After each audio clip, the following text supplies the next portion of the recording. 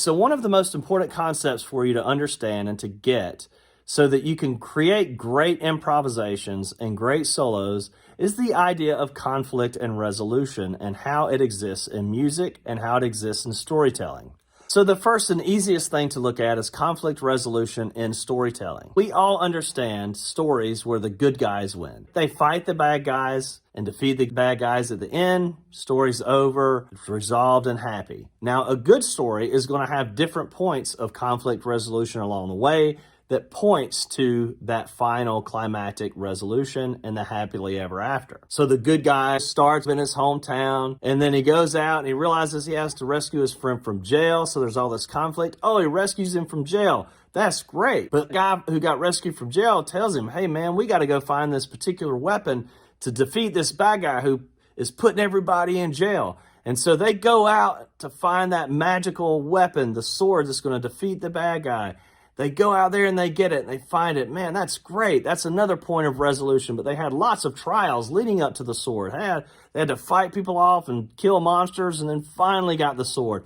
And now the real adventure begins because now we got to go kill the bad guy. And man, we got there and we defeated him. That's great, man. And it just turns out, man, we all had a happy life after that because the bad guys, they're gone and life is much better. And that's how a good story will be told, with all of these little points of resolution along the way, and then the resolution at the end.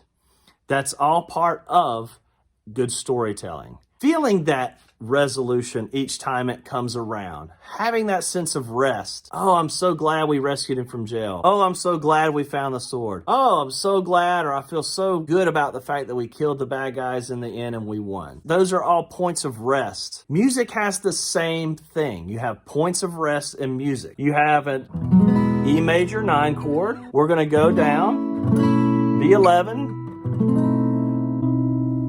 B7, flat 9 to E.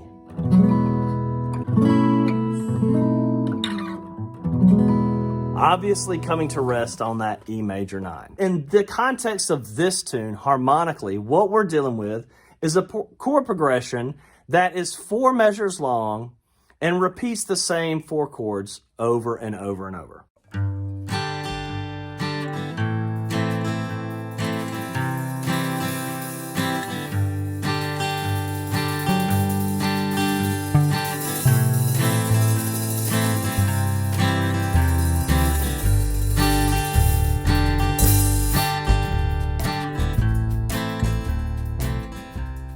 We have G at the beginning of the progression, A minor, C, back to G. Then G starts over again here.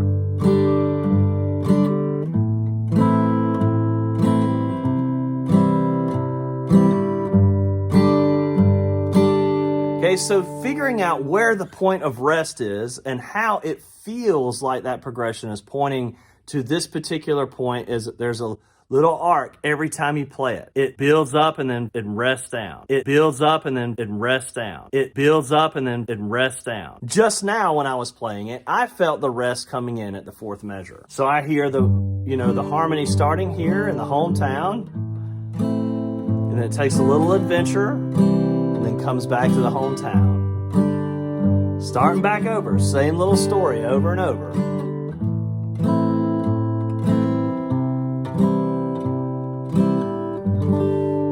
Okay, hearing that idea of the little conflict and resolution and how that chord progression just sort of moves along the story harmonically is very important. It can give you a sense of pace and a sense of timing for how to develop your lines and where to end them.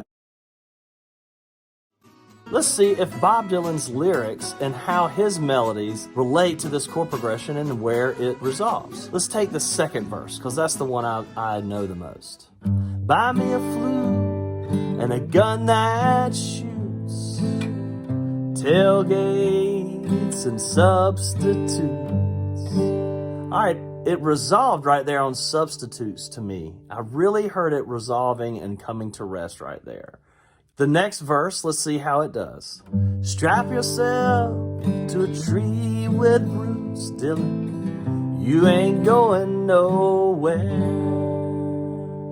Coming to rest on that G chord in measure 4 of the progression. Okay, so here's the first G, the A minor, that's measure 2, measure 3, measure 4.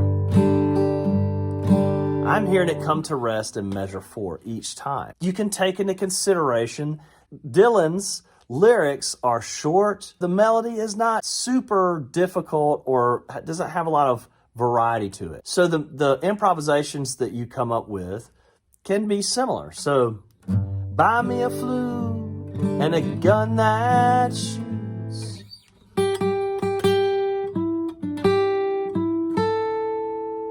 Right? That's buy me a flute and a gun that shoots. You know, it's essentially very similar to what he's saying. Tailgates and substitutes.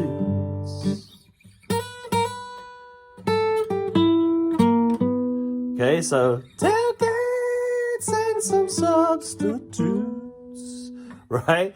Essentially very similar to what he's singing. This is a great way for you to learn to construct your lines. You can listen to the singer and see how he constructs his, and then use that as a way to inspire yourself to play in a way that's melodically similar. This is going to give you a strong relationship to where he resolves, which is going to give you a sense of consistency with the rest of the tune, so your solo is going to sound like it fits, sound like it belongs in this song. Now that we understand a little bit about conflict resolution, how are we going to use that to develop our lines and make them sound cool?